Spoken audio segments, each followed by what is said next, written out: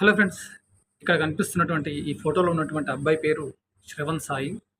ఈయన ఏపీ జిల్లాకు చెందినటువంటి వ్యక్తి. అయితే ఈ పిల్లగాడు సంగారెడ్డి జిల్లా అమీన్పూర్ అంటే మన హైదరాబాద్‌కి ఆనుకొని ఉన్నటువంటి అమీన్పూర్‌ల బీటెక్ రెండో సంవత్సరం చదువుతా ఉన్నాడు.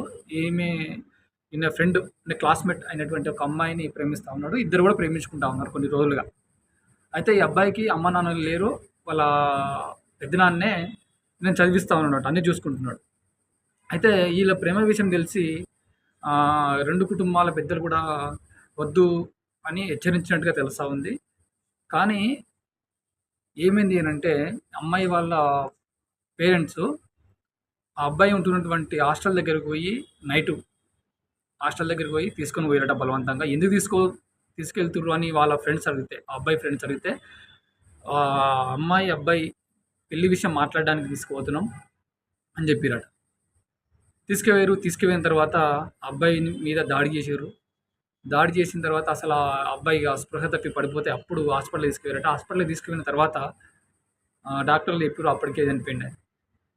ఫ్రెండ్స్, ఎంత ఘోరం ఇది! ప్రేమించుకుంటే చంపేస్తా ఉన్నారు. ఇంకెన్ని రోజులు ఇలాంటి పరువు హత్యలు చేస్తారు? అసలు దేశము బాగుపడాలంటే ముఖ్యంగా జరగాల్సింది కులాంతర, మతాంతర వివాహాలు. దీని మీద రాజకీయ పార్టీలు కూడా విస్తృతంగా ప్రచారం జేయాలి. వాళ్ళు మాత్రం చేసుకుంటారు ఫ్రెండ్స్. ఎవరైతే ధనికులుంటారో, రాజకీయాలలో అప్పర్ పొజిషన్‌లో ఉంటారో వాళ్ళు మాత్రం కులాంతర వివాహాలు చేసుకుంటారు. వాళ్ళకి ఎలాంటి అభ్యంతరాలు ఉండవు.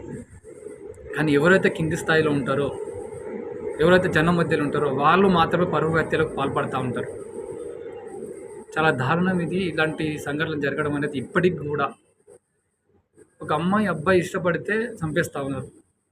ఇది చాలా దారుణం. ఆ సాయి శ్రవణ్ కుటుంబానికి న్యాయం చేయాలి. ఎవరైతే దాడి చేసిర్రో వాళ్ళందరినీ పోలీసులు కూడా కఠినంగా శిక్షించాలి. ఆహ్, తగిన శిక్ష అయితే పడాలి. వాళ్ళకి ఇలాంటి సంఘటనలు మళ్ళా జరగకుండా చూసుకునే బాధ్యత కూడా పోలీస్ డిపార్ట్‌మెంట్‌ది. ప్రభుత్వాల పైన కూడా ఉన్నది ఫ్రెండ్స్.